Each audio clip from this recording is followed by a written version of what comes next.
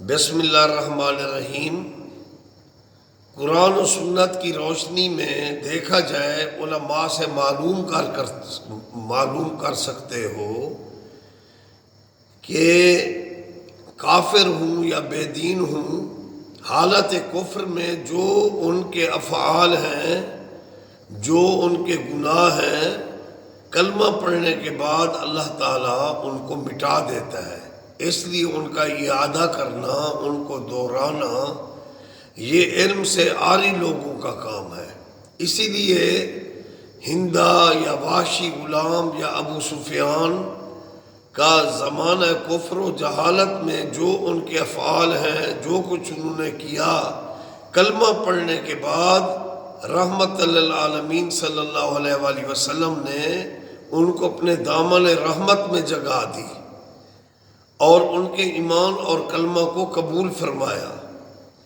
اور دیکھیں جو منافق اور کافر تھے، ان کے بارے میں اللہ کے محبوب نے فرمایا کہ ایسے منافق اور ظالم لوگ اور کفار اگر کعبۃ اللہ کے پردہ سے لٹک جائیں تو ان کو قتل کر دیا جائے۔ وہ کہہ رہے ہیں کہ ان کو اللہ کے نبی نے پیچھے بٹھایا، تو یہ شان رحمت ہے کہ وہ جو سابقہ زمانہ جہالت میں ان سے افعال سرزد ہوئے تاکہ وہ شرمساری سے محفوظ رہیں۔ یہ شان رحمت ہے کہ سرکار صلی اللہ علیہ وآلہ وسلم نے اپنے پیچھے بٹھا دیا، اور پیچھے مقتدی ہی بیٹھتے ہیں۔ سبحان اللہ۔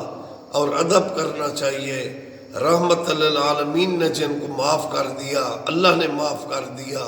عفا اللہ عنہم، مولا علی علیہ السلام نے معاف کر دیا۔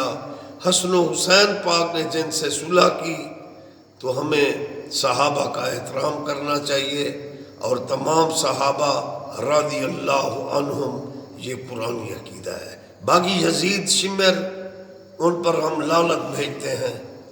ہمارے اجمیری پاک نے بھی فرمایا، شاہ است حسین بادشاہ است حسین، دین است حسین دین پناہ است حسین، سرداد نہ داد دست در دست یزید، حقہ کے بنا لا الہ است حسین۔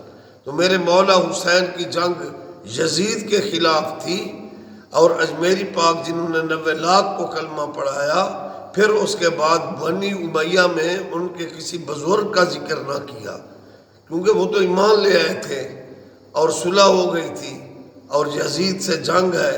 تو اجمیری پاک نے فرمایا، سرداد نہ داد دست در دست یزید، حقہ کے بنا لا الہ است حسین۔